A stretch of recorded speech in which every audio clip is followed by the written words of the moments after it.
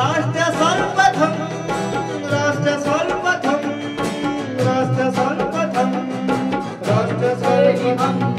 राष्ट्र सर्वप्रथम की बात ललित सुमन के साथ कार्यक्रम में आप सभी राष्ट्रवासियों का हार्दिक स्वागत है। पश्चिम बंगाल की पूर्वस्थली में आयोजित एक जनसभा को भाजपा अध्यक्ष जेपी नड्डा ने संबोधित किया। इस अवसर पर उन्होंने सरकार की कड़े शब्दों में आलोचना की और बंगाल के इतिहास का जिक्र करते हुए कहा कि बंगाल जो आज सोचता है, भारत वही कल सोचता है। बंगाल श्यामा प्रसाद मुखर्जी के जन्मस्थली है और आज श्यामा प्रसाद मुखर्जी के विचारों को बढ़ाने का कार्य जनसंघ के बाद जो पार्टी कर रही है वह भाजपा है। आज के इस विशाल जनसभा में मित्रों, हम सब जानते हैं कि बंगाल का वैचारिक पृष्ठभूमि ने हमेशा देश को एक नई दिशा दी है और ये कहा जाता है कि what Bengal thinks today, India thinks tomorrow. जो बंगाल आज सोचता है वो देश कल सोचता है।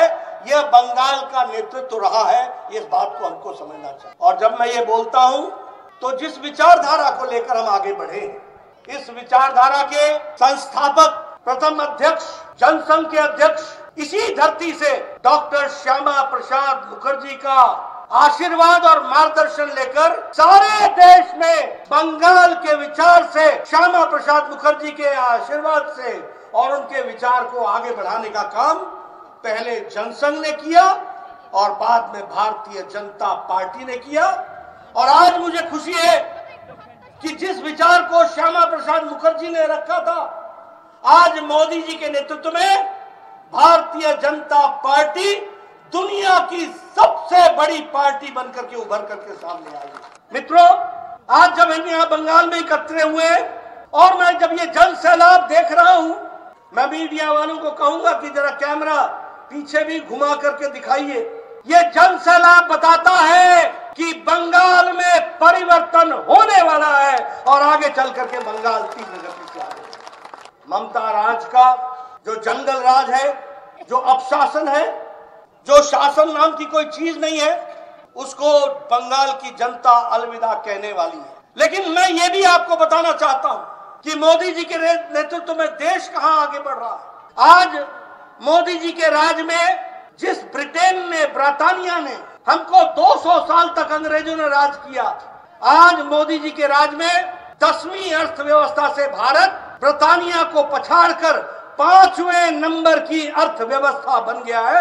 यह भी हमको याद रखना चाहिए। यह है विकास। आप लोग बचपन में सुना करते थे कि गाड़ियां तो जापान बनाता है और जापान में टोयोटा, डैटसन बनती थी। ऑटोमोबाइल इंडस्ट्री में जापान आगे था। लेकिन आज मोदी जी के राज में जापान को पछाड़कर भारत 3रे नंबर की कार की इंडस्ट्री बन गया है। यह भी हमको याद है। हम दुनिया से दवाई लेते थे, आज हम दुनिया को दवाई देने लगे हैं। दुनिया की फार्मेसी भारत बन गई है और सबसे सस्ती दवा और असरदार दवा भारत बनाने लगा है। यह परिस्थिति। आयुष्मान भारत, मैं स्वास्थ्य मंत्री था, हमने कहा 5 लाख रुपए गरीब लोगों को देंगे।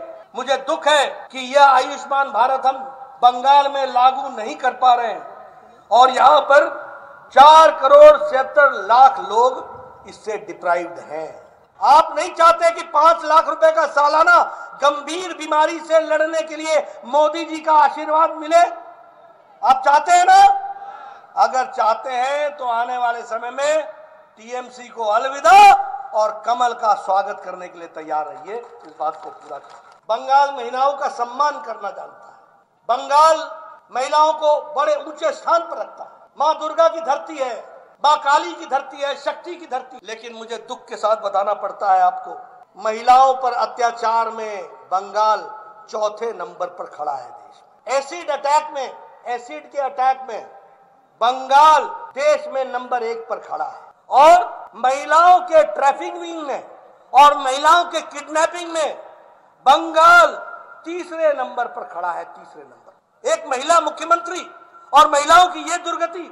और उसी तरीके से भ्रष्टाचार की बात करें तो एसएससी स्कैम हुआ है कि नहीं हुआ है? हुआ है कि नहीं हुआ है?